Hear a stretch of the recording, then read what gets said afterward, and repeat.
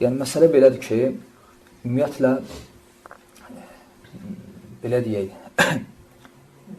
bidət əhli içərisində rafisləri bu Quran təfsiri olsun və ya hədislərə münasibəti olsun, təmiz qəribə bir üsulları var. İstər bu Quran təfsirində belədir. Həmçinin hədislərə münasibətləri də belədir.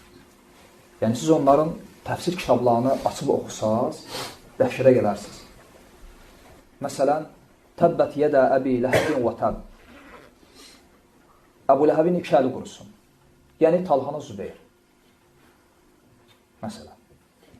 وَالتِّينُ وَالزَّيْتُونَ And olsun əncirə və zeytuna. Yəni, Həsən Hüseynə.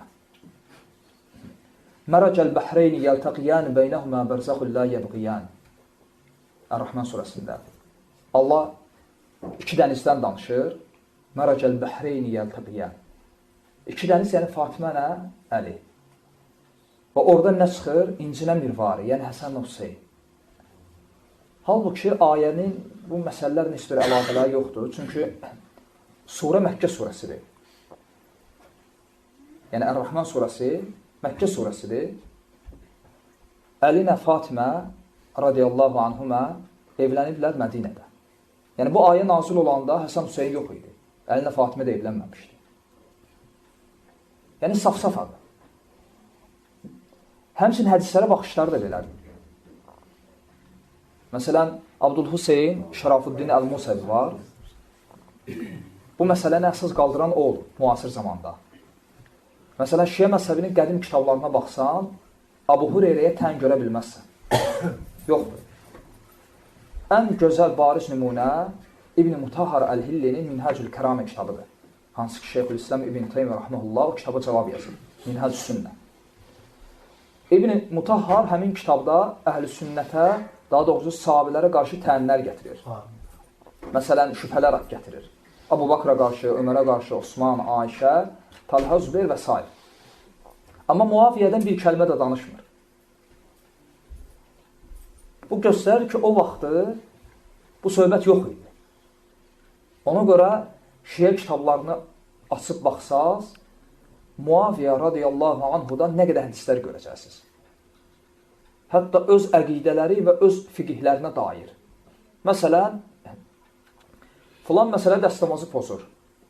Dəlil, Kitab-ül Kafidə filan cild, filan səhifə, filan hədisə görə. Baxırsan, hədisə Abu Hüreyrə rəvayət edir. Abu Hüreyrə rəvayəti üzərində din qurublar.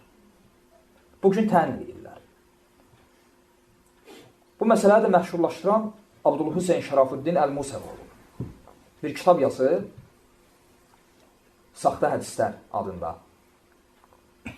Və orada qəribə bir metodu var. Hansı hədis ağlına çatmır, ağlı qəbul eləmir, deyir ki, hədis uydurmadır. O hədislərdən də biri qardaşın dediyi hədisdir. Buxari və Müslimdə gələn hədisdir, səhih hədis. Canavarla öküsün danışması və ya inəklə, canavarla çobanın danışması. Deyir ki, hədis uydurmadır. Abu Hüreyrə uydurub. Niyə? Çünki necə ola bilər ki, canavar çobanla danışsın? Yəni, məntiq nə? Deyir ki, düz gəlmir. Ona görə deyib, hədis uydurmadır. Canavardan səs çıxır. Qarışqadan səs də çıxmır. Amma Allah Azza və Cəllə Quranda, Nəml surəsində Süleyman əleyhissalamla qarışqanın söhbətindən deyir. Deməli, Süleyman əleyhissalam ilə qarışqanın söhbəti Quranda yox, sünnədə gəlsəydi, deyəcəkdilər ki, uydurmadır. Abu Hüreyrə uydurub. Quranda gəlir deyə tən eləyə bilmir. Halbuki qarışqana bir insanın danışması, bu məsələni ağla qaytarsan, lap müsibətdir. Çünki qarışqadan səs də gəlmir. Ona görə Şeyxülislam İbn Teymiyyə Rahmanullah deyir ki, insanlar arasında olan ixtilaflar haçan həll olacaq? O zaman ki, o ixtilaflar yönələcək səmavi hökmlərə, yəni Quran və sünnəyə. Çünki səmavi hökm birdir, ağıllar isə müxtəlif.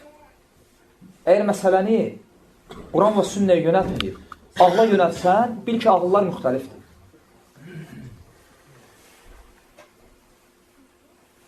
Məsələ belədir.